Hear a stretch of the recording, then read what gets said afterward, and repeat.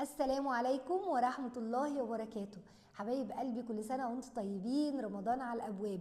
عايزين نفرز كل الأكل الحلو اللي يسعف معانا في شهر رمضان إن شاء الله، وعايزين نخزن وعايزين نعمل، بس كل ده يكون اقتصادي. النهاردة إن شاء الله هنعمل مع بعض حلقة عن الفراخ، إزاي أجيب الفراخ في البيت وأشفيها وأطلع منها كذا أكلة تغطي معايا بأمر الله الشهر كله. مش بس كده، ان شاء الله ده هيبقى اقتصادي من غير ما نغير طعم الاكل. يعني عارفين احنا صايمين وعايزين ناكل اكله ما يكونش طعمها متغير ولا فيها افتكاسات. تعالوا نعمل ده النهارده، واللي انا هعمله ده تعمليه ان شاء الله اول ما تمسكي مصروف الشهر بامر الله، او اول الشهر مع المرتب تروحي جايبه الثلاث فرخات وتعملي زي ما انا هعمل كده بالظبط. يلا بينا. الصينية اللي انتوا شايفينها دي اللي مليانة من خيرات ربنا بسم الله ما شاء الله، من 3 فرخات ونص كيلو كبد وقوانص.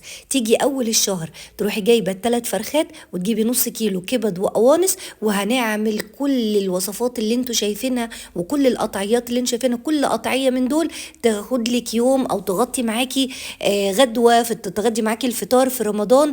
اعملي كده ما شاء الله. تعالوا نشوف بقى كل الجمال ده اتعمل ازاي. زي ما اتفقنا جبت 3 فرخات من عند الفرارجي عشان بيبقى فيها الكبده والقناصه بتاعتها.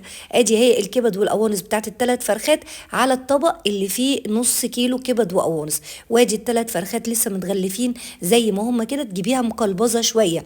طبعا انت كده هتوزنيها صاحيه وبعدين تتذبح، فهنوزنها صاحيه ما بين 2.5 كده ولا حاجه، وتبقى حلوه قوي. يا دوبك كده تصفي معاكي بعد الذبح، الصفي تبقى مقلبظه كده حلوه، تعرفي تطلعي منها وصفات ما شاء الله، ونعمل منها بقى فطار زي ما احنا عايزين. بصوا يا جماعة، ده يغطي معاكي ما شاء الله ما شاء الله، يعني كام وجبة بكام يوم بكام فطار. أول حاجة شطفت الفراخ بس شطفة بسيطة كده، وبعد كده جبت الدقيق، دقيق بس من غير ما بحط عليه ملح. الناس اللي بتقول حطي ملح على دقيق، ده بيهري جلد الفراخ وبيهري الفراخ نفسها وهي بتستوي. ولا جنزبيل عشان بيغير والله ريحه الفراخ. مفيش حاجه اسمها بيشد الزفاره. انا هعرفك دلوقتي ايه اللي يشد الزفاره. فده دقيق بس من جوه ومن بره، وقلب الفرخه وبره وعند الجناح وعند الوراك. اديها كده زي صنفره، كانك بالظبط ماسكه ليفه بتليفي بيها ال3 فرخات. بصي هي دي، واروح ركناهم كده بالدقيق بعد ما عجنتهم بالدقيق كويس قوي. بعد كده بغسلهم كويس قوي في المصفى بتاعه المكرونه في الحوض، وبرده نفس الحكايه عملتها في الكبد والقوانص. ده نص كيلو كبد وقوانص زياده على الكبد والقوانص بتاعه الفراخ. تعالي بقى بعد ما شطفناها من الدقيق بتنور معاكي كده ما شاء الله، هنعمل محلول نقع يكفي ال3 فرخات. انا عندي دول 3 لتر ميه، هحط فيهم حوالي 3 4 معالق ملح، وهحط فيهم نص كوبايه خل، وكمان هحط السكر بس ما تكتريش السكر عشان احنا مش لاقيين سكر يعني. هو المفروض مثلا نحط حوالي 4 معالق سكر، لا يا ستي كفايه معلقه معلقتين. وبعد كده جبت الليمون غسلته الاول وقطعته كده بانصاص، ويا دوبك بدي نص عصره خفيفه، اخلي نص ليمونه لسه في مزازه، واروح عصره وحاطه القشر نفسه ودوبي. وبعدين هاتي الفراخ نزليها من عند الصدر. شايفه انا اكافيه الفراخ ازاي؟ لازم تنزل من عند الصدر عشان ده اللي هيطري لحمه الصدر، وما تقعديش تشتكي ان لحمه الصدر بتبقى قاسيه. لا، الحركه دي لما انقعها وهي على صدرها ده اللي بيخلي لحم الصدر طري جدا جدا، وتبقى انسجتها ناعمه وانتي بتاكليها. نفس المحلول بالظبط هعمله للكبد والقوانص. برضو غسلتها الاول بالدقيق وبعد كده شطفتها، وبعدين اروح حطاها في محلول النقع. كده انا نقعت الكبد والقوانص لوحدها. اوعي تنقعيها مع الفراخ. وبعد كده نقعنا الفراخ، لا ريحه زفاره ولا اي حاجه. عدتك الحلوه بقى عشان نبدا الشغل. بجيب منديل بابيلو واحطه تحت البلانشه عشان ما تتحركش منك ولا تتزحلق لا قدر الله، ممكن تعورك. ورحله بقى رحله تشفيه الفراخ محتاجين فيها المقص بتاع المطبخ، ومحتاجين سكينه كبيره وسكينه كده رفيعه يكون بوزها رفيع، ومصفى تحتيها بوله. ويلا بينا بقى ننشف الفراخ كويس قوي. انا طبعا شطفتها بعد محلول النقع. شايفه ما شاء الله اللهم بارك الفراخ بتلمع ازاي، شايفين نضيفه ازاي. ومع ذلك كل وصفه هنقطعها ونظبطها هنرجع نشطفها تاني بعد كده. اي جلد زياده هنقطعه مع بعض، اي دهون هنشيلها مع بعض. اول حاجه فصلت الوركين لوحدهم، ودلوقتي هشتغل بقى في الجزء اللي فوق بالمقص كده، وهبتدي من الظهر اكسر العظم الرفيع قوي بتاع سلسلة الظهر. حتى سلسلة الظهر مش هتترمي، هنكون يا جماعة العظم اللي هيطلع منها كله، وبرضه هنشوف هنعمل بيه ايه. بصي بقى يا ست الحبايب، سلكي كده حتة السلسلة بتاعت الظهر بالشكل ده. حلو كده. انا كده بوريكي ابسط طريقة لست البيت تقدر ازاي تشفي الفراخ. مش بنشتغل شغل احترافي، شغل يعقد، احنا بنشتغل شغل ببساطة جدا. شلت منها الجلد واي دهون زيادة. تعالي اهم حاجة، حتة الرقبة اللي عند الذبح دي لازم تتقطع، دي بيبقى فيها تجمع دموي مطرح الذبح، وكمان بيجيب بكتيريا قد كده، فحتة الرقبة اللي هي عند الذبح دي لازم تتقطع. وبعد كده ادي الصدر بفصله بالراحة، وخلي بالك السكينة لازم تكون حامية، الحامية ما تعورش، البردة هي اللي تفلت وتعور، لكن الحامية تقطع معاكي على طول. فصلنا الصدرين، وبعدين نشيل كده الجلد من عند الصدر، واي دهون زيادة بنشيلها على طول. بصوا، وبعدين انا دلوقتي من عند المفصل باخد الجناح لوحده. ادي اهو الجلد لسه ماسك في الجناح. ايوه تقطعه كده، وبعدين نقطع الضفر بتاع الجناح ده، مش عايزينه. الحاجه الوحيده اللي هتترمي يا جماعه الجلد والضفر بتاع الجناح، غير كده كل حاجه معانا ليها شغلها، العظم ليه شغل، كل حاجه ليها شغلها. تعالوا بقى دلوقتي نفصل العظم كده بالراحه بالسكينه الرفيعه، ده شغل بقى السكينه الرفيعه. فصلنا العظم لوحده عن الصدر، هناخد الموزه اللي هو الصباع اللي بيبقى في الصدر من تحت ده لوحده. تمام كده. تعالوا بقى هنا، عايزاكم تجاوبوني على السؤال ده. فتافيت الفراخ الصغننه دي هجمعها كلها وهعمل لكم بيها وصفه حكايه، عايزاكم تخمنوا معايا وتكتبوا لي دلوقتي في الكومنتات. فتافيت الفراخ اللي عماله اطلعها دي، بصوا دي كدمه دم، دي اسمها كدمه، تشيليها على طول، دي تترمي مش معانا. فتافيت الفراخ اللي انا عماله احافظ عليها دي، يا ترى هعمل لكم بيها ايه الفيديو الجاي؟ فكروا معايا، واللي هيجاوب صح هقول اسمها او اسمه ان شاء الله في الفيديو اللي جاي. برضو نفس الحكايه، فصلنا الجناح وشلت الضفر، وبعد كده خدت الجناح اهو زي ما هو، وادي فتافيت اللحم اللي انا عماله احافظ عليها ومستنيه بقى ايه، مستنيه تخمينكم. وبعد كده نشفي بالسكينه الرفيعه. ده شغل ست بيت عادية جدا، مش شغل حد احترافي، علشان كلنا نقدر نشتغل كده.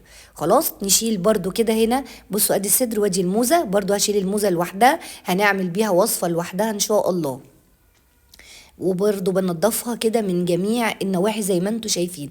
نضفي بالسكينه وخلي حتت الفراخ كده قمرايه كده زيك كده يا قمر. بصي ادي كده فتافيت الفراخ كلها برضه عماله محافظه عليها قوي. الله، هو انا دماغي فيها ايه؟ طيب انا هعمل ايه بالفتافيت دي؟